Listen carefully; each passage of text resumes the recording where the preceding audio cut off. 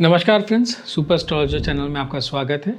आज हमारे साथ फिर से हैं श्री श्याम सुंदर जी, जो कि वैदिक सनातन धर्म के एक्सपर्ट हैं और एक बहुत ही एक्सपीरियंस एस्ट्रोलॉजर हैं। सर, आपका बहुत बहुत स्वागत है जी।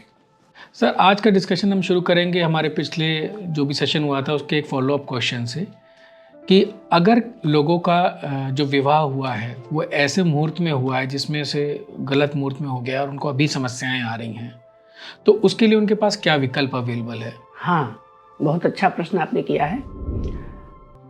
यदि किसी का, जैसे कि हमने पिछली बार में संज्ञाएं बताई थी कि रात्रि लग्न की और दिवा लग्नों में जी। जैसे भी उनका विवाह हुआ हो तो उनमें संज्ञाएं होती हैं दिवांध, रात्रियंध, पंगु और बघिर। उसके अनुसार उसके फल का निरूपण भी किया था, फल भी बताया था कि क्या होगा। अब यदि किसी का विवाह ऐसे किसी मुहूर्त में हो गया हो जो गलत संज्ञाओं में लग्नों की हुआ हो, तो उनको अपनी वो विवाह की तिथि और वो लग्न जिसमें विवाह हुआ हो तो उसके शांति की निवृत्ति कराना चाहिए। जी। ग्रह दोष की उसमें जो रहा हो उसका पूजन कराने से, पूजन में प्रधानतया नवग्रहों से संबंधित जी। और त्रिदेवों से संबंधित पूजन कराना चाहिए वैदिक अनुष्ठान, जिससे कि उसकी शांति की निवृत्ति हो जाती है। जी। और यदि दिवांध, रात्रियंध, पंग और बघिर के अनुसार लगातार फल घटित हो रहा है, घटनाएं घटित हो रही हैं, जी, तो महाविद्याओं का भी पूजन किया जा सकता है। महाविद्याओं से भी इसकी शांति निवृत्ति की जा सकती है, जिससे कि वो दोष समाप्त हो जाए जी। जिसमें विवाह हुआ है। तो आचार्य जी, एक अगला प्रश्न ये आएगा कि ज्योतिष के उपायों को पूजा पाठ से किस तरह से बनाए जाते हैं? क्यों पूजा करने से ज्योतिष समस्याएं सॉल्व हो जाती हैं या ठीक हो जाती हैं? ये बहुत ही अच्छा एक प्रश्न है और इसके पूर्व में भी बहुत लोगों की इस विषय पे हमेशा शंका एक बनी रही है कि ज्योतिष शास्त्र में उपाय नहीं लिखे होते, किसी भी ग्रंथ में नहीं होते। ऐसा जिनका मत या भ्रम हो तो वो अपना भ्रम दूर कर ले। बृहद पराशर होरा शास्त्र में आरंभ में पूर्वार्ध भाग में ही ग्रहों का विवेचन दिया है, जिसमें बताया गया है कि नवों ग्रहों में से कौन किसका अवतार है। जी। अब एक उदाहरण के तौर पे इसको समझ सकते हैं कि यदि आपका बेटा यदि कहीं कोई गलती कर आया हो या रुष्ट हो गया हो, क्रोधित हो गया हो, बिगड़ गया हो, तो और वो जिसके ऊपर बिगड़ा हो, क्रोधित हो रहा हो, उससे न संभल पा रहा हो, तो वो व्यक्ति आपके पास आकर के क्या करेगा? आपसे कहेगा, नहीं कहेगा। तो जो ग्रह जिस देवता का अवतार स्वरूप है, जी। ब्रह्मा का है, विष्णु का है, शिव का है, राम का है, कृष्ण का है, जिन ग्रहों के अवतार देवताओं से हैं, तो हम मूल देवता के पास में जाकर के उसका विवाह, पूजन अर्चना आदि करते हैं। इससे शांति की निवृत्ति हो जाती है।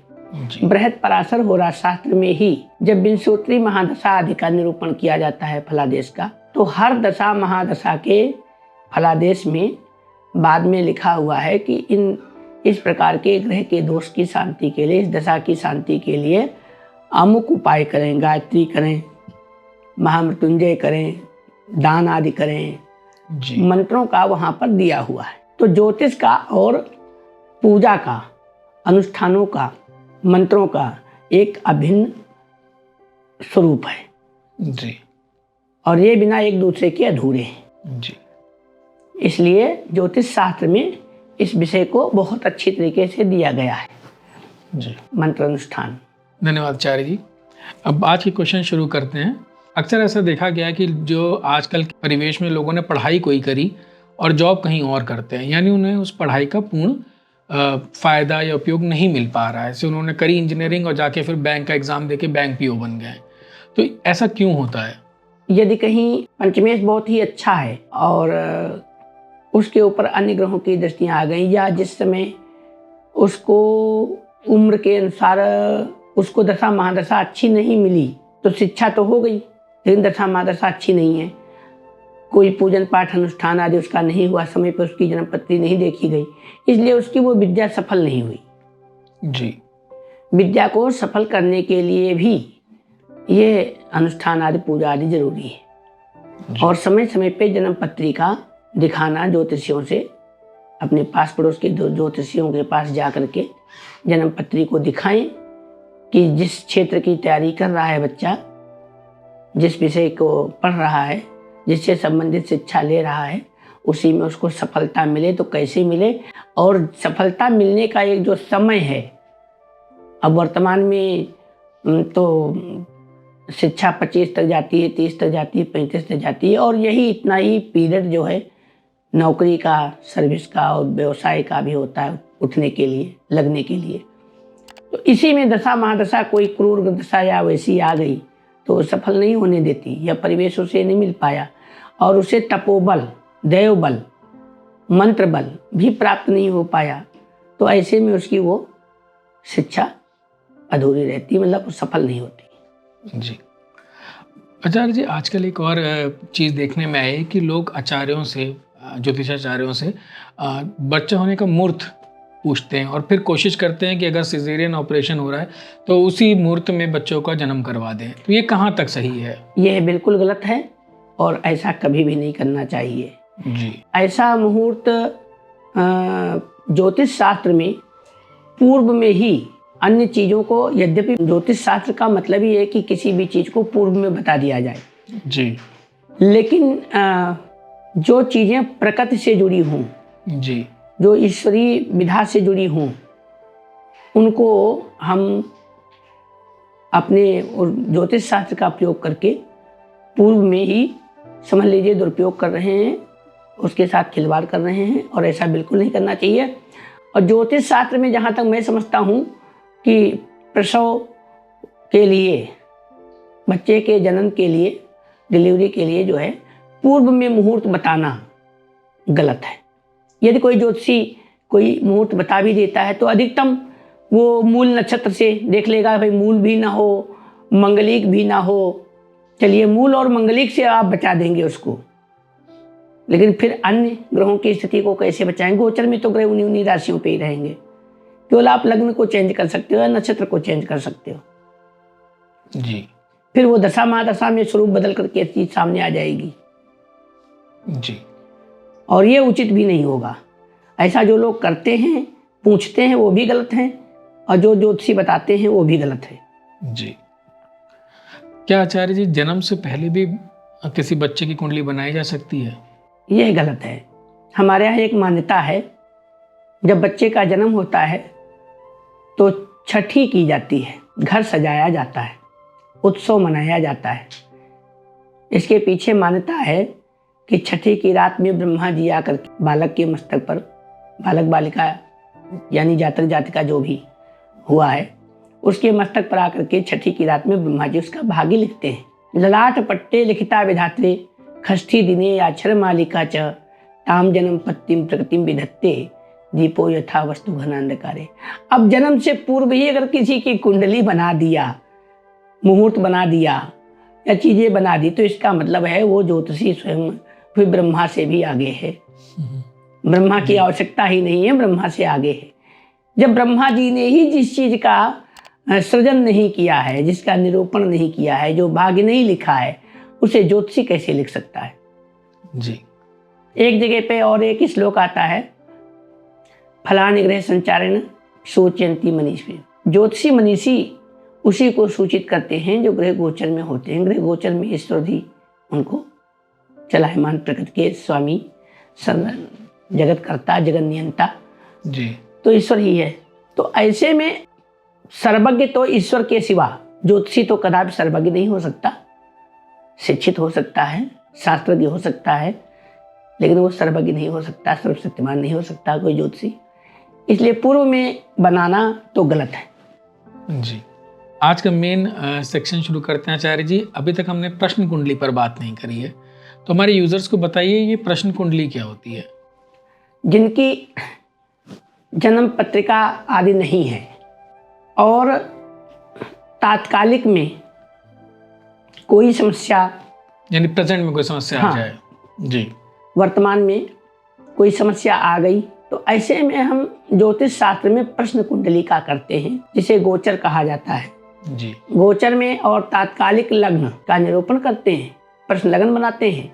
अब प्रश्न लग्न के अनुसार विषय वस्तु क्या है पूछने वाले की, प्रश्न लग्न में लग्न और लग्नेश किस भाव में जाके बैठा है, किस भाव से दृष्ट है, किस ग्रह से दृष्ट है, किस प्रकार का है, उच्च नीच आदि, जी। उस प्रकार से हम जान लेते हैं कि हाँ, इसके प्रश्न का उत्तर क्या होगा। यानी कि जिस समय सवाल पूछा गया उस समय ग्रह के की पोजीशन क्या है, हाँ, उसके हिसाब से कुंडली बनाकर उसका जवाब दे दिया जवाब दे जाता है। देते हैं। अच्छा, तो इसमें ज़्यादातर किस तरह के प्रश्न लोग लेकर आते हैं और उसका जवाब क्या बहुत डिटेल्ड निकलता है या किस तरह से निकलता है? ज़्यादा बृहद डिटेल्स इसमें मतलब नहीं होता, होता भी है और नहीं भी होता है। जी। इतना समय भी नहीं होता, इतना ज्योतिषी समय कोई देता भी नहीं है। लेकिन ज्योतिष शास्त्र तो समुद्र है, इसको समुद्र बोलते हैं। जी। जितना ही होता सब कुछ है उसमें, सब चीज़ें भी पता लग जाती हैं, विस्तार से भी पता लगती हैं। जी। लेकिन ज़्यादातर समस्याएं होती हैं, उन्हीं को लेकर के लोग आते हैं। तो आचार्य, इसमें कुछ समस्याओं पे हम आज बात करते हैं कि मान लीजिए अगर किसी का कोई सामान चोरी हो गया है या खो गया है, तो क्या ये पता चल सकता है कि सामान चोरी हुआ है या खो गया है तो कब मिलेगा, कहाँ मिलेगा? हाँ, इसमें जिस दिन चोरी हुआ है जी। वो समय और दिन उसको याद हो, जी। उस दिन देखना चाहिए नक्षत्र। जी। नक्षत्रों में संज्ञाएं होती हैं, जी। अंध मंद सुलोचन, उसके अनुसार बताया जा सकता है, दिशा आदि बताई जा सकती है, और ये भी बताया जा सकता है कि हाँ, ये मिलेगा सामान या नहीं मिलेगा, अथवा दूर चला गया या विक्रय हो गया। अच्छा, बेच दिया गया हाँ, है। ये सब पता लग जाता है। एक सवाल लोगों का आता है आचार्य जी कि अगर हम बिजनेस स्टार्ट कर रहे हैं तो हम अकेले बिजनेस करें, किसी के साथ पार्टनरशिप में करें या कहीं से पैसा लेके करें, तो ये किस तरह से देखते हैं कुंडली में कि खुद बिजनेस करें, किसी के साथ मिलके बिजनेस करें? हाँ, ये प्रश्न बहुत ही अच्छा है।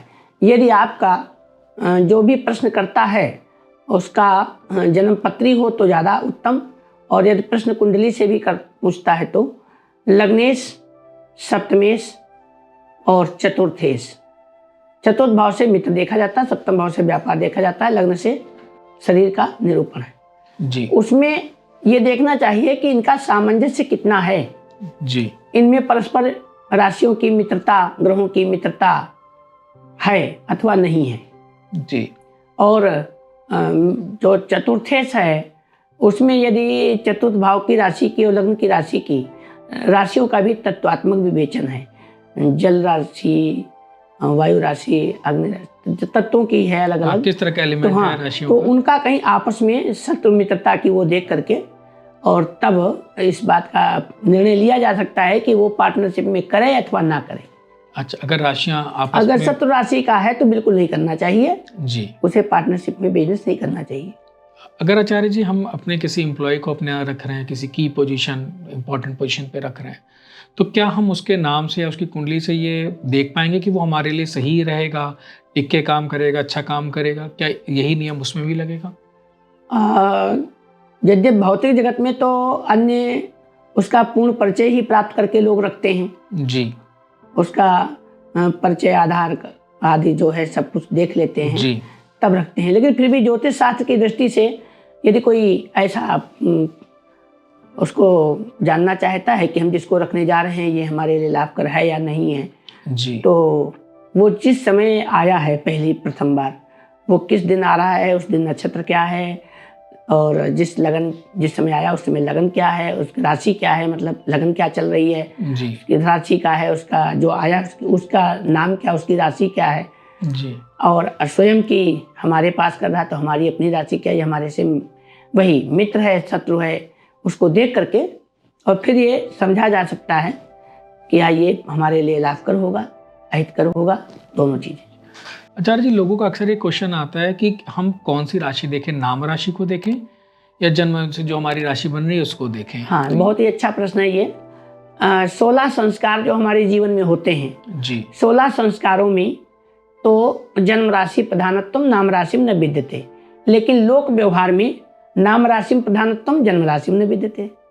लोक व्यवहार में जैसे डे टू डे लाइफ में, हाँ, सरकारी विभागों में है जी, पत्रक आदि में है और पुकार आदि में है, तो इसमें नाम राशि रहती है। जी, और जब 16 संस्कार हमारे होते हैं उसमें जन्म राशि का प्रभाव रहता है। जी, धार्मिक कार्य आदि में जन्म राशि का ये प्रभाव रहता है। जी। अच्छा आचार्य जी, बताइए, अपने जब बिजनेस की बात कर रहे थे, जैसे घर बनाने का मुहूर्त होता है, तो क्या इसी तरह के आप बिजनेस स्टार्ट करने के भी मुहूर्त बताए गए हैं? हाँ, व्यवसाय के बहुत ज्योतिष शास्त्र में विपरीत मुहूर्त होते हैं, और किसी नज़दीकी ज्योतिषी से कोई भी जाकर के अगर कोई व्यवसाय आरंभ करता है तो अपनी राशि और जिस क्षेत्र में व्यवसाय कर रहा है उस नगर की काकड़ी आदि का विचार करके और मुहूर्त निकलवा सकता है।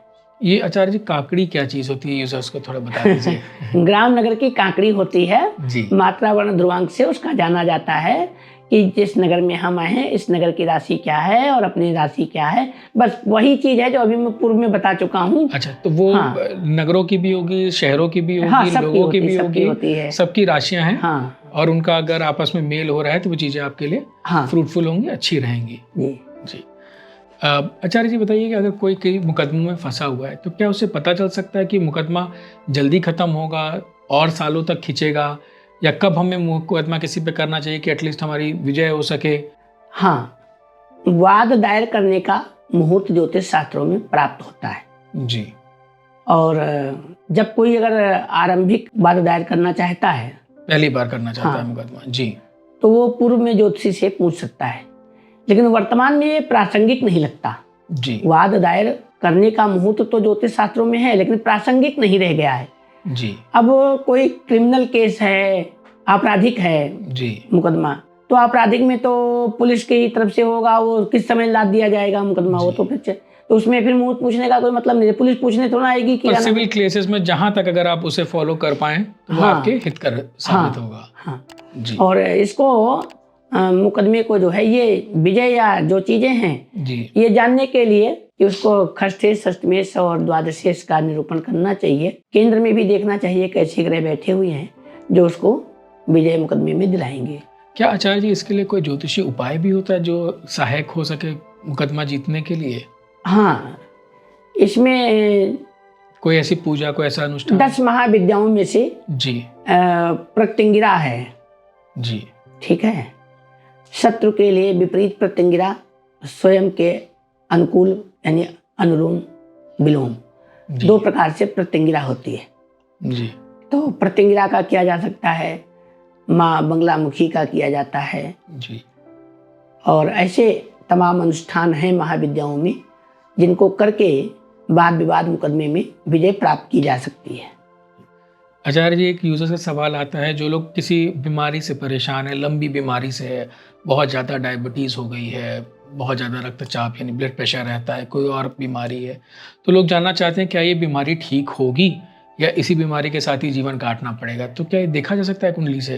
प्राथमिक तो इस पर बीमारियों के ऊपर यही कहेंगे कि ज्योतिष शास्त्र से जी, जो बीमारी का निरूपण किया जा सकता है कि कौन सी बीमारी होगी। जी, वात पित्त कफ तीनों प्रकार की बीमारियों पर उत्पन्न होने वाली, तीनों से उत्पन्न होने वाली बीमारियां ज्योतिष शास्त्र से पता की जा सकती हैं। उनके नाम, प्रारूप, स्वरूप अलग अलग होते हैं बीमारियों के, लेकिन होते सब त्रिदोषों के अंतर्गत होते हैं जो ग्रहों से पता किए जा सकते हैं, जो जन्म पत्रिका से।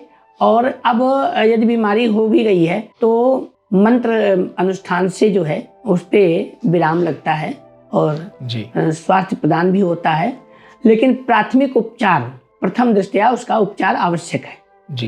तो मेडिकल साइंस की तो हम मदद लेंगे ही, और ज्योतिष का भी हम इस्तेमाल हाँ, करके ये जान होता सकते है हैं कि कब ठीक होंगे। हम दवा पे दवा खाता रहा बीमार रोगी, जी, और इसके बावजूद में भी उसको औषधियाँ लाभ नहीं दे रही हैं, जी, तो और सारी चीज़ें, बहुत लोग बहुत बार आते हैं, लोग कहते हैं भाई मेरा शरीर की सब जांचें हो गई, सब चीज़ें हो गई, सब दवाइयाँ खा ली, डॉक्टर भी परेशान है, कह रहा हम समझ नहीं पा रहे क्या है। ऐसी स्थिति जब आती है जी, तब फिर जब सब कुछ सही है और फिर भी बीमारी बनी हुई है तो फिर मंत्रानुष्ठान का सहारा लेना चाहिए।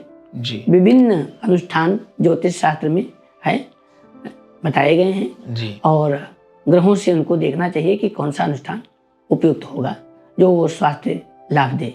जी। आचार्य, चूंकि आप आयुर्वेद के भी छात्र रह चुके हैं, आयुर्वेद आचार्य भी हैं आप, तो आप बताएंगे सर यूजर्स को कि ज्योतिष और आयुर्वेद किस तरह से जोड़े गए हैं? प्रश्न तो बहुत ही अच्छा है। इसके विस्तार में नहीं जाकर के हम इतना कहेंगे। जी प्रकृति से उत्पन्न औषधियां हैं जी और सारी औषधियां किसी भी विधा की हों, सब प्रकृति प्रदत्त ही हैं और प्रकृति पे पंचांग अर्थात 5 तत्वों का और ग्रहों का, किस औषधि का, नक्षत्रों में हर नक्षत्र की एक वृक्ष औषधि बताई गई। जी। तो यहाँ पर ज्योतिष शास्त्र का जो और आयुर्वेद का घनिष्ठ संबंध है।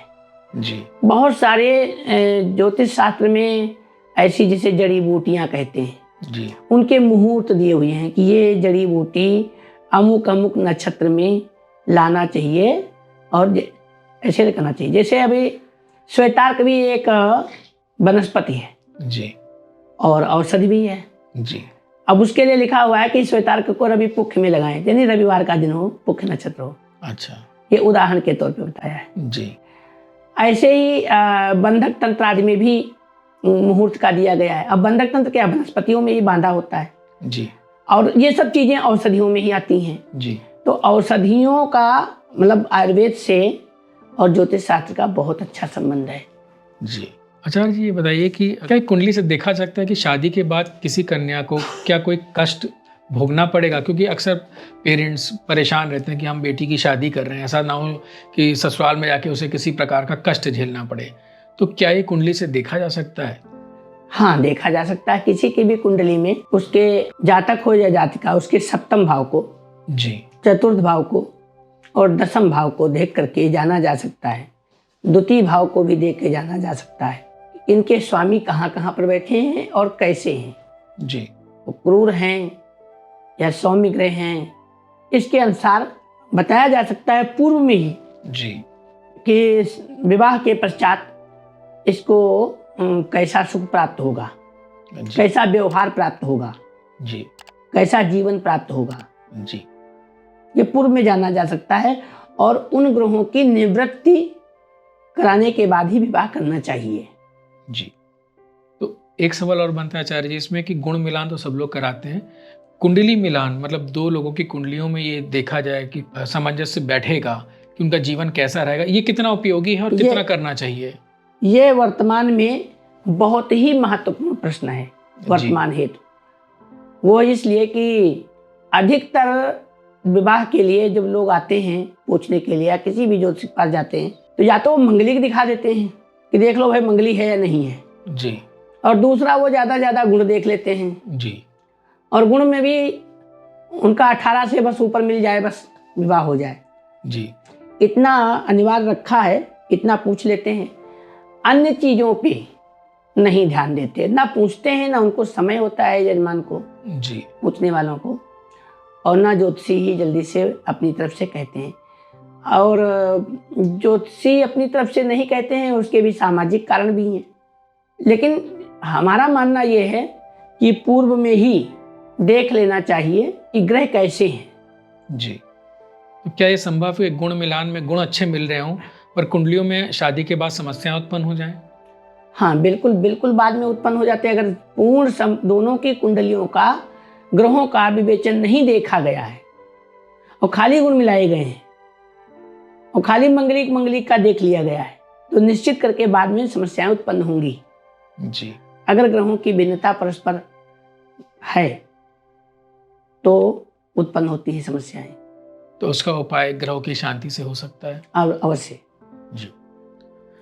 एक सवाल और आता है आचार्य जी कि अगर कोई घर छोड़ के चला गया है या गुमशुदा है तो क्या ये प्रश्न कुंडली से बताया सकता है कि वो वापस आएगा या नहीं आएगा या कब आएगा?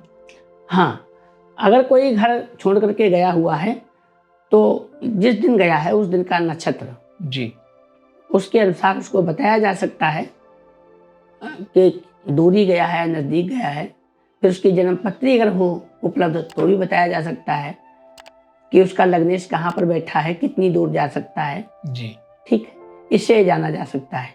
और इसके लिए कार्तवीर्यार्जुन जी, मंत्र है कि भागे हुए, रूठे हुए, गए हुए व्यक्ति को वापस बुलाने के लिए जी। कार्तवीर्यार्जुन मंत्र, कार्तवीर्यार्जुन गायत्री का प्रयोग किया जाता है। आचार्य जी एक बात बताइए, जैसे बहुत सारे लोग हमारे आज के विदेश जाते हैं काम के सिलसिले में और उनका वीज़ा जो है मान लीजिए 5 साल का है, लेकिन उनका प्रोजेक्ट जो है हो सकता है वहाँ पे 1 ही साल का हो। तो लोगों का बाहर से ये क्वेश्चन आता है कि हम कितने दिन तक विदेश में रहेंगे? क्या यहाँ सेटल हो पाएँगे या जल्दी वापस आ जाएँगे वहाँ से?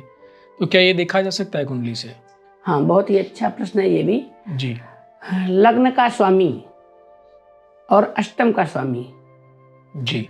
इन दोनों लग्नेश और अष्टमेश को देखना चाहिए। फर्स्ट हाउस और 8th हाउस को। हाँ, जी। जब वो विदेश गया है उस समय कहीं इनकी दशा, महादशा, अंतर्दशा जी। ना हो, और अगर है तो वो कितने समय के लिए है। मान लो वीजा 5 साल का है, प्रोजेक्ट 1 साल का है, जी। लेकिन और ग्रह 6 महीने के लिए है, लग्नेश और अष्टमेश का संयोग का, जी। यानी जो विदेश ले जाते हैं। हम्म। अब उसमें जो है वो 6 महीने का ही है, तो उसको वापस बीच में आना पड़ सकता है। अगर पता चले क्या नाम है वीजा 2 ही साल का है, हम्म। प्रोजेक्ट भी 1 साल का है, हम्म। लेकिन ग्रह 5-10 साल के लिए दशा महादशा मिल जा रही है, जी। तो वो वहीं पर रुक जाएगा, वहीं रह जाएगा, वो वापस नहीं आएगा। जी। बहुत अच्छा बताया आचार्य जी, क्योंकि बहुत सारे लोगों की इस तरह की समस्याएं आती है जब वो अपने लाइफ को प्लान करने की कोशिश करते हैं, तो वो हमेशा जानना चाहते हैं कि क्या होने वाला है जीवन में। इसी उस पर आगे बढ़ते हुए आचार्य जी ये बताइए कि संतान प्राप्ति और मिस कैरेज को क्या कुंडली से देखा जाता है? बहुत सारी महिलाओं के क्वेश्चन आते हैं कि संतान प्राप्ति में देरी हो रही है, बार बार मिस कैरेज हो रहा है, क्या इसको देखा सकता है? ऐसा कोई उपाय करा जा सकता है? हाँ, प्रश्न बहुत ही उत्तम है। इसमें एक भ्रामक अवस्था है और एक, दोनों यद्यप ज्योतिष शास्त्र से जुड़ी हुई हैं। जी। जब विवाह होता है तो वर के गोत्र में कन्या जाती है, जी। शाखोच्चार, गोदान आदि हो जाता है। जब कन्यादान वगैरह हो जाता है तो कन्यादान और शाखोच्चार के बाद में गोत्र परिवर्तन हो जाता है कन्या का। उस समय कहा जाता है, कहीं कहीं मानता ऐसी है कि स्त्री जातक के ग्रह जो है वहाँ पर से कार्य करना कम कर देते हैं। जी। वहाँ से फिर पुरुष के यानी पति के ग्रह दोनों के लिए कार्य करते हैं। जी। ऐसी मान्यता है। जी। लेकिन ज्योतिष शास्त्र की दृष्टि से देखें तो पंचमेश यदि क्रूर ग्रहों की दृष्टि में है और 6-8 में बैठा हुआ है, तो पंचमेश का 6-8 में बैठना, क्रूर ग्रह के साथ बैठना और उसको बल न मिल पाना, ये जो है, जो आपने प्रश्न किया है कि बार बार बच्चे मिसकैरेज हो हाँ, रहा है। हाँ, जी। जी। तब ऐसी स्थिति होती है। इसका क्या उपाय कर सकते हैं आचार्य जी? इसके लिए उस ग्रह को बलवान बनाने के लिए रुद्राभिषेक है, महामृत्युंजय है, मृत्युंजय है, संतान गोपाल है, जी। हरिवंश महापुराण है। जी। तो इस प्रकार के अनुष्ठान किए जाते हैं। जी। दुर्गा सप्तशती है, जी। निकुंभला विधान से संतान प्राप्ति आदि के लिए जी। उसमें अनुष्ठान करके ग्रहों को बलवान बना करके इस चीज से बचा जा सकता है। जी। आचार्य जी, एक बिजनेस वालों के और खास करके उन लोगों के जो स्टॉक मार्केट या कहीं पे इन्वेस्ट करते हैं, लॉन्ग टर्म इन्वेस्ट करते हैं, उनके प्रश्न आते हैं कि क्या हमें ये इन्वेस्टमेंट लाभ देगा या लाभ नहीं देगा? लाभ देगा तो जल्दी देगा या बहुत दिनों बाद देगा? तो क्या इस तरह के लाभ को, इन्वेस्टमेंट को देखा जा सकता है? हाँ, बहुत ही अच्छा है प्रश्न। धनेश और लाभेश की स्थिति कैसी है? जी। साथ में भाग्येश की स्थिति कैसी है? चतुर्थेश और सहजेश की स्थिति कैसी है? जी। इनकी दशाएं महादशाएं मिल रही हैं, नहीं मिल रही हैं? जी। और जिस समय वो इन्वेस्ट कर रहा है उस समय गोचर में इनकी स्थिति क्या है? जन्म कुंडली में जो धनेश धन भाव का स्वामी, लाभेश लाभ भाव 11वें भाव का स्वामी, भाग्येश यानी 9वें भाव का स्वामी और सहजेश यानी तृतीय भाव का स्वामी, जी, इनके जो है वो गोचर में स्थिति क्या है जी, और दशा महादशा कैसी है, जी, इसके अनुसार इसका निर्णय लिया जा सकता है कि शेयर आदि में लाभ मिलेगा या नहीं मिलेगा। जी, किसी भी चीज में जब इन्वेस्ट कर रहे हैं, जी, पैसा लगा रहे हैं, धन लगा रहे हैं, लाभ मिलेगा नहीं मिलेगा। आचार्य जी, इसी में थोड़ा सा एक वापस चलेंगे एक मुकदमे वाले प्रश्न पे। कई सारे यूज़र्स के ऐसे प्रश्न आते हैं क्योंकि प्रॉपर्टी के मुकदमे आपस में फैमिली में ही चल रहे हैं और बहुत सालों से चल रहे हैं, या डिवोर्स हो गया है और बच्चों की कस्टडी के लिए मुकदमे चल रहे हैं, वो बहुत सालों तक चल रहे हैं। क्या ये बताया जा सकता है कुंडली देख के कि ये मुकदमे लगभग कब ख़त्म होंगे? लोग जानना चाहते हैं कि कब इन मुकदमों से छुटकारा मिलेगा हमें। दोनों प्रकार के मुकदमे अलग अलग हैं। फैमिली वाला जो है, बच्चों वाला जो है वो अलग है जी और संपत्ति का अलग है, पैतृक संपत्ति आदि का अलग है। जी चतुर्थेश यदि कहीं द्वादश भाव में गया हुआ है जी, और चतुर्थेश को अपनी दशा नहीं मिल रही है, यानी फोर्थ लॉर्ड अगर 12th हाउस में चला गया है। हाँ, और अगर उसको अपनी दशा महादशा नहीं मिल रही, गोचर में उसको अच्छी पोजीशन नहीं मिल रही है, जी तो उतने दिन तक वो मुकदमे का भागी रहता है और वो मुकदमा चलता रहता है। जैसे ही मिल जाएगा वैसे ही वो जो है, अगर कमजोर स्थिति में मिला, जी, मान लो उसकी महादशा आ गई है लेकिन गोचर में वो कमजोर है, तो मुकदमा हार जाएगा। और सबल होकर के अगर गोचर में आ गया, उच्चाधिकार आ गया और उसी समय दशा महादशा भी मिल गई तो जीत जाएगा। जी। और इसी तरह का सवाल उनका भी आता है जो बहुत दिनों तक शादी के लिए प्रयास कर रहे हैं कि कितने एफर्ट के बाद, यानी कितना समय और उन्हें प्रयास करना पड़ेगा कि शादी होगी। तो शादी कभी निकाला सकता है कि कब होगी, किस एज में होगी, कितनी और एफर्ट करने पड़ेंगे, या किस दिशा में होगी? हाँ बिल्कुल बिल्कुल। सप्तमेश जो है अपने जगह से कितनी दूरी पर बैठा हुआ है, जी, कितनी राशि दूरी पर बैठा है, इससे उसके वर्षों का पता लगाया जा सकता है लग्नेश और सप्तमेश से। ये कहाँ पर है, कितनी दूरी, कितनी राशियों पे, यानी लग्न का स्वामी हाँ, और सातवें का हाउस स्वामी, उससे, और उन राशियों की दिशा क्या है। सप्तमेश जहाँ पे बैठा है जाकर के जिस राशि पर, उस राशि की दिशा क्या है, ये तो दिशा से पता लगाया जाता है, इस दिशा में होगा। दूसरा क्या है, विलंब। विलंब में लग्न में या सप्तम में मंगल या बृहस्पति, इन दोनों में से कोई ग्रह बैठ गए जी, तो निश्चित ही करके वो विलंब कराते हैं। जी, ऐसे लोगों का लग्न में, सप्तम में और द्वादश में, सप्तमेश द्वादश चला जाए तो, यानी 7th लॉर्ड जो है 12th हाउस में हाँ, चला जाए। ऐसी स्थिति में विवाह जो है 27, 29 अथवा 33वें वर्ष पर होता है जी, और प्रथम विवाह सफल भी नहीं रहता। जी, और सप्तम में कभी कभी गुरु शुक्र एक साथ आ जाएं, जी, यस, कहीं भी जाकर गुरु शुक्र दोनों में से कोई एक सप्तमेश होकर के और एक गुरु शुक्र के साथ में बैठ जाए, एक दूसरे के साथ बैठ जाए, जी, तो भी ये स्थिति उत्पन्न होती है और पति पत्नी में अनबन होती है। जी। आचार्य जी, लोग आके एक सवाल पूछते हैं कि हम बहुत परेशान चल रहे हैं, हमारा मन कहीं नहीं लग रहा है, पर कभी कभी खुल के अपनी जो समस्या है वो नहीं बता पाते, शायद सामाजिक कारणों के कारण। तो क्या कुंडली देख के ये जाना जा सकता है कि उनकी समस्या का मुख्य कारण क्या है? हाँ, अवश्य जाना जा सकता है। जन्म पत्रिका का पूर्ण गहन अध्ययन करना चाहिए, जन्म पत्री में बैठे हुए ग्रहों को देखना चाहिए और दशा महादशा भी देखनी चाहिए कि वो इस समय किस विषय वस्तु से, दशेश कहाँ पर बैठा हुआ है, जी, दशा महादशा का स्वामी, अंतरदशा का स्वामी जन्म पत्री में कहाँ पर है, उससे संबंधित उसको परेशानी होगी। ज्योतिषी को ये चीज़ स्वयं में जान लेना चाहिए और उससे पूछना चाहिए क्या भाई आप इस चीज़ से पीड़ित हो। जी, अगर वो नहीं कह पा रहा होगा तो कम से कम हाँ या ना का तो जवाब देगा। जी, जी। और क्या कुंडली से बता सकता है कि ये अरेंज मैरिज होगी या इंटरकास्ट मैरिज होगी या विदेश में शादी होगी? हाँ, ज्योतिष शास्त्र में इसका है। जी, बृहद पराशर होरा शास्त्र में जी, ग्रहाध्याय जब आता है उसमें दिया हुआ है 7वें घर में सूर्य हो तो इस जाति से, बुध हो तो इस जाति से। जी। अब मैं यहाँ पे पूर्ण लेख नहीं बोलूंगा, पर इस तरह का विवरण, हाँ, इस तरह की विवरण विवेचना वहाँ पे करी जा उपलब्ध है, सकती है। वो जातियों का पता लग जाता है। अब लव मैरिज या अरेंज मैरिज तो हमारे यहाँ प्राजापात 8 प्रकार के विवाह हैं।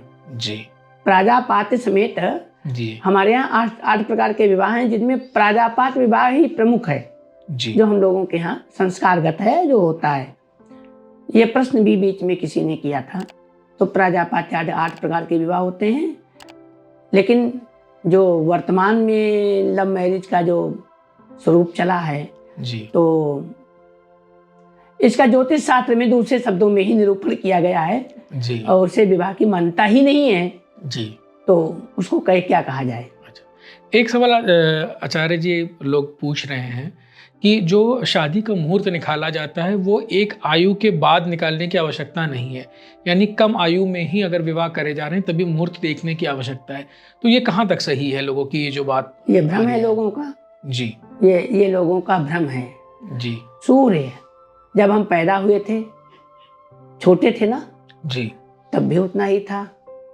हम आज इतने बड़े हैं तब भी सूर्य उतना ही है। सूर्य एक ग्रह ही तो है, जी चंद्रमा एक ग्रह ही तो है। जी तो तात्पर्य यह है क्या, सूर्य और चंद्र का जो दो प्रत्यक्ष ग्रह दिखाई देते हैं, बाकियों को तो लोग देखते हैं टेलीस्कोप से देखते हैं किसी। तो ग्रहों का प्रभाव प्रत्यक्ष है और हर अवस्था में है, हर उम्र में है जी और इसको देखना ही देखना चाहिए। इसका अवस्था से कोई मतलब नहीं। जो लोग ऐसा सोचते हैं उनका ये भ्रम है। उपलब्धता अनुपलब्धता की स्थिति में वो अपना ऐसा भ्रम उत्पन्न कर सकते हैं, बनाए रख सकते हैं कि नहीं नहीं लड़की बड़ी हो गई, लड़का बड़ा हो गया, अब कोई मतलब नहीं रह गया बिछड़वाने का। जी ये गलत है, बिछड़वाना चाहिए। एक प्रश्न पेरेंट्स का आता है कि हमारा बच्चा जो है क्या वो विदेश में पढ़ाई करने जा पाएगा या उसे वो देश में ही पढ़ाई करनी पड़ेगी? ये किस तरह से देखा जाता है कुंडली से? देश या विदेश की शिक्षा का जो है पंचमेश से देखना चाहिए जी कि पंचमेश कितना सबल है। फिफ्थ लॉर्ड जो है जी हाँ, पंचमेश का अष्टमेश का संयोग है। फिफ्थ लॉर्ड और एट्थ लॉर्ड का हाँ, जी और लग्नेश की दोनों पे दृष्टि है। जी तो ऐसा जातक विदेश तक जाकर के शिक्षा प्राप्त करता है और अच्छी शिक्षा प्राप्त करता है। जी वापस आएंगे एक अपने शादी और बच्चों से रिलेटेड प्रश्न में। क्या ये बता सकता है कि कितनी संतानें होंगी? हाँ बिल्कुल, जी पंचमेश को देखते हुए, पंचमेश और सप्तमेश, जी फिफ्थ लॉर्ड और हाँ, सेवंथ लॉर्ड हाँ, जी इन दोनों का देखना चाहिए। और कहीं कहीं पर खस्थेश का भी प्रयोग किया गया है। सिक्स्थ लॉर्ड हाँ, का जी तीनों से ही देखना चाहिए कि संतान की संख्या क्या होगी। पंचम भाव में पुरुष ग्रह है अथवा स्त्री ग्रह है, जी ठीक है, जी उसके अनुसार कन्या या पुत्र का बताया जा सकता है। जी और कितनी संतान होंगी ये भी है। जी आचार्य जी बताइए कि अगर कोई यहाँ तक कि जी सुतेश यानी पंचमेश, जी मैं संपूर्ण लेख नहीं करना उचित समझूंगा। जी कहाँ कहाँ पर बैठा हुआ है, किस अवस्था का बैठा, उसके अनुसार दत्तक पुत्र आदि जी और पारजात पुत्र आदि का भी उल्लेख प्राप्त होता है। यानी अडॉप्टेड चिल्ड्रन या चिल्ड्रन जो इस मैरिज के बाहर हैं उनका भी जानकारी ली जा सकती है। जी अगर कोई किसी शत्रु से परेशान है या किसी मुकदमे से या किसी सरकारी बार पर पेनल्टियां लग रही उनसे परेशान है, किसी तरह से परेशान है, तो इसमें क्या किसी तरह का कोई रक्षक कवच, कोई अनुष्ठान वो करवा के इन चीज़ों से खुद को बचा सकता है, मुक्त रह सकता है अगर शत्रु से बार बार परेशान कर रहे हैं तो? देखिए, ऋण, रोग और शत्रु जी तीनों से यदि कोई परेशान है जी तो उसे अपने लग्नेश, धनेश और खष्ठेश जी इनको देखना चाहिए। यानी फर्स्ट लॉर्ड, सेकेंड लॉर्ड और सिक्स्थ लॉर्ड को। हाँ, जी और इसमें बैठे हुए ग्रह कैसे हैं, कहाँ पर बैठे हैं, गोचर में कैसे हैं, जिसमें परेशानी उत्पन्न हो रही है, जी उस समय दशा महादशा कैसी है, इसको देखने के बाद तो उपाय किया जा सकता है जिससे कि उनको लाभ मिले। जी इसका भी उपाय महाविद्याओं आदि में है, महानामनी विद्याओं में है, जी अनुष्ठानों में है। जी आचार्य जी आजकल एक नया करियर, नया क्या एक है, युवाओं में बहुत से लोग राजनीति की तरफ जाना चाहते हैं। और तो क्या किन योगों में लोग राजनीति में सफल हो पाते हैं? क्योंकि राजनीति में तो बहुत लोग प्रयत्न करते हैं पर हर कोई एक लेवल तक नहीं पहुंच पाता है और जीवन उनका लग जाता है झंडा उठा के घूमने में। तो ऐसे किन लोगों का है जिनका राजनीतिक करियर सफल हो पाता है? ज्योतिष शास्त्र में गजकेसरी आदि योगों को देखते हुए, श्रीनाथ आदि योगों को देखते हुए जी और कमल योग, वीणा योग, बहुत सारे योगों को देखते हुए, जी बुधादित्य योग को प्रमुखता से देखते हुए, जी पंचमेश, कर्मेश और भाग्येश, जी पंचम भाव का स्वामी, दशम भाव का स्वामी, लाभ भाग्य भाव का स्वामी, इनका निरूपण करते हुए ये कितने बलवान हैं, इनका बलाबल क्या है, ग्रहों के 6 प्रकार के बल होते हैं। जी। इसके अनुसार जाना जा सकता है कि उनको राजनीति में लाभ मिलेगा अथवा नहीं मिलेगा, लब्ध प्रतिष्ठा होगी अथवा परिश्रम की प्रतिष्ठा होगी, जी। दोनों। जी। अब आचार्य जी, कुछ सवाल ऐसे हैं जो हर बार हम लोगों से पूछे जाते हैं, खास करके पेरेंट्स से जो शादी कर रहे हैं या जिनके बच्चे अभी जॉब शुरू कर रहे हैं, कि गवर्नमेंट जॉब लगेगी या प्राइवेट जॉब लगेगी, सैलरी अच्छी होगी, एवरेज होगी, या बहुत अच्छा अर्न कर पाएंगे जीवन में। लोग इस तरह के सवाल लेकर आते हैं, तो उसको कैसे देखा जाता है कुंडली से? हाँ, इसको जन्म पत्रिका में देखना चाहिए सप्तमेश और कर्मेश। जी। सप्तमेश या दशमेश, जी। यानी कर्मेश यानी दशमेश। जी। सप्तमेश का, कर्मेश का और पंचमेश का, जी। इन तीनों के, और लग्नेश का भी, इनको ग्रहों को देखना चाहिए कहाँ पर हैं, किस पोजीशन में हैं, वर्तमान में गोचर में क्या है, जिसमें वो नौकरी के लिए जा रहा है, किसकी दशा महादशा है, बलवान है अथवा नहीं है, सरकारी नौकरी लगेगी नहीं है। इसमें कभी कभी राजयोग होता है तो सरकारी नौकरी लगती है, राजभंग योग भी होता है। जैसे उच्च नीच के ग्रह होते हैं तो जैसे शनि नीच का अष्टम में हो, सूर्य नीच का तुला में हो, तो दोनों, एक धन भाव में हो गया, एक अष्टम में हो गया, दोनों नीच के हैं तो दोनों का नीच भंग योग हो गया। यानी नीच के हैं लेकिन नीच भंग योग हो गया जी। तो वो नीच से हट गए। जी। इस प्रकार से राजयोग बहुतों के हो जाते हैं, लेकिन बाद में वो राजयोग भंग योग बन जाता है। अच्छा। तो वो सब देख करके बताया जा सकता है। आचार्य जी, यूपी और बिहार में खास करके लोग बहुत प्रयास करते हैं आईएएस आईपीएस बनने का, और काफ़ी सालों तक उसकी परीक्षाएं देते रहते हैं। तो क्या ये देखा जा सकता है कि उच्च अधिकारी पद उनको प्राप्त होगा सरकारी जॉब में? हाँ, बिल्कुल देखा जा सकता है। अगर पंचमेश का, सप्तमेश का, कर्मेश का और लग्नेश का और सहजेश और लाभेश का, ठीक है, इन भावों के स्वामी बलवान हो करके 5 राशियों पे अथवा 3 राशियों पे कुंडली में मौजूद हों, या एक लाइन में 7 राशियों में ग्रह हों, जी, तो वो आईएएस आईपीएस का ज्ञान देता है। और इसमें प्रमुखतया मंगल की भूमिका महत्वपूर्ण हो जाती है जी, क्योंकि वो सैनिक प्रतिनिधित्व कराता है। जी, उच्च अधिकारी में आ जाएंगे, पावर में। ठीक है आचार्य जी, जॉब में प्रमोशन को और सस्पेंशन को कैसे देखते हैं? कुछ लोग प्रमोशन का इंतजार कर रहे हैं और कुछ लोग सस्पेंड हैं और वो जानना चाहते हैं कब उनकी बहाली होगी। तो इन दोनों चीज़ों को कैसे देखते हैं कुंडली में? जो समय आपका प्रमोशन का है, आप जो वर्ष प्रमोशन का अपना समझ रहे हो, उस समय आपके ग्रह स्थिति क्या है, गोचर में क्या है, और उन्नति कारक दशमेश और पंचमेश की स्थिति क्या है, भाग्येश की स्थिति क्या है, उसकी दशा महादशा कैसी है।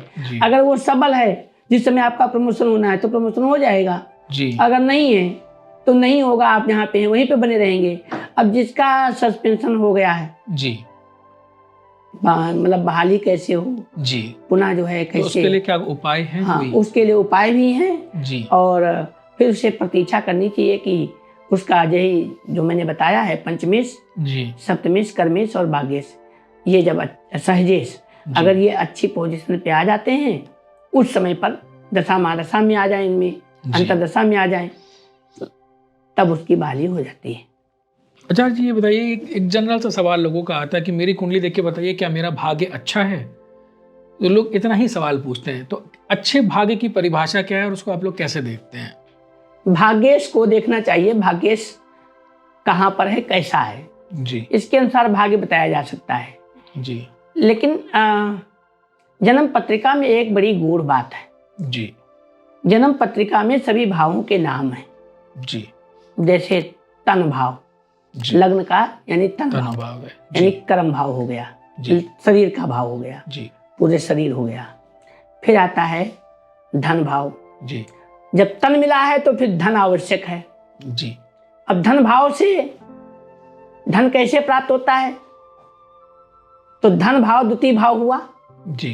तो धन भाव में वाणी, गर्दन, नेत्र, इनका विचार किया जाता है जी। और हम समझते हैं कि वाणी, गर्दन, नेत्र, आंख, कान जी, इन्हीं का प्रयोग करके धन कमाया जाता है जी। चलने को तो हाथ पैर चलाए जाते हैं, लेकिन हाथ पैर भी तभी आप चलाओगे जब आंखें आपका साथ देंगी, जी।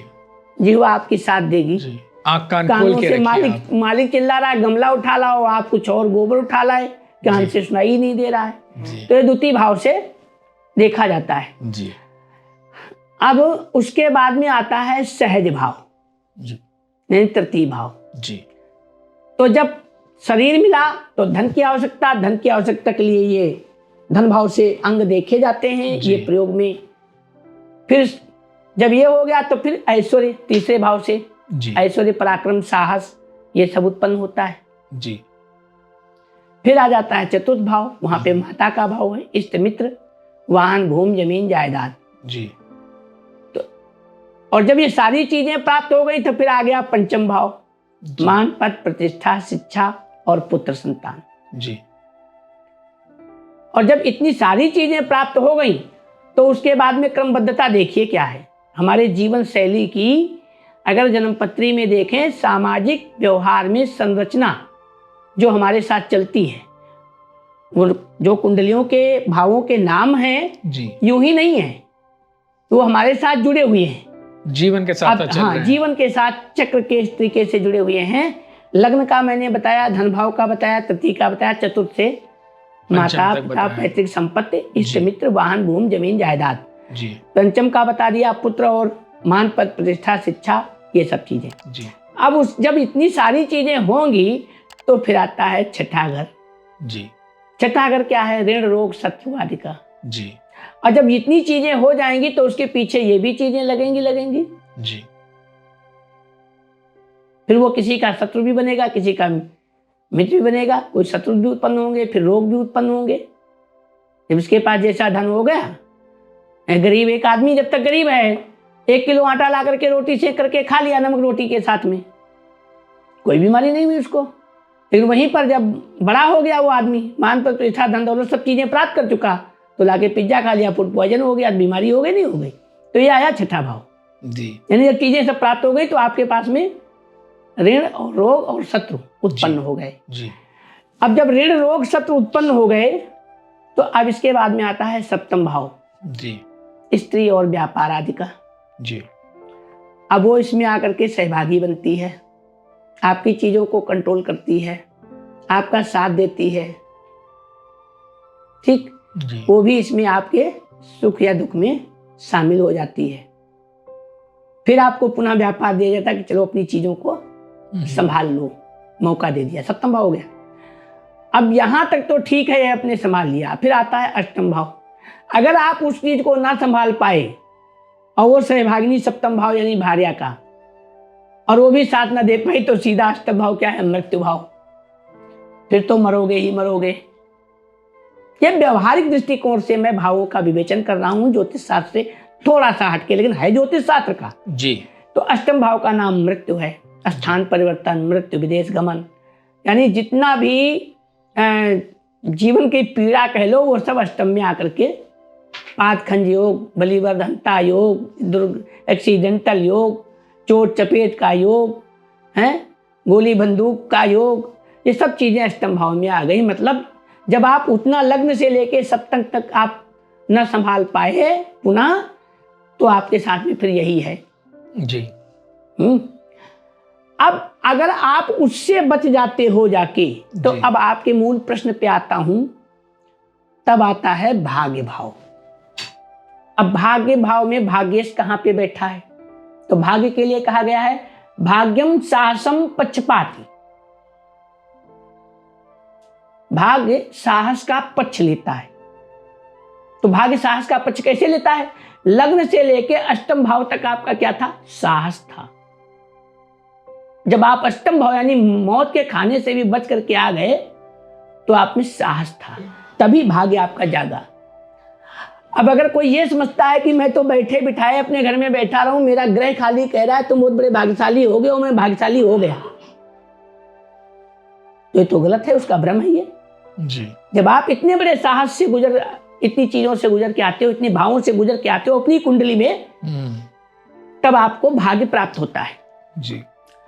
अब जब वो भाग्य प्राप्त हो गया तब आता है कर्म भाव, पिता का भाव, यानी धर्म का भाव और पिता का भाव।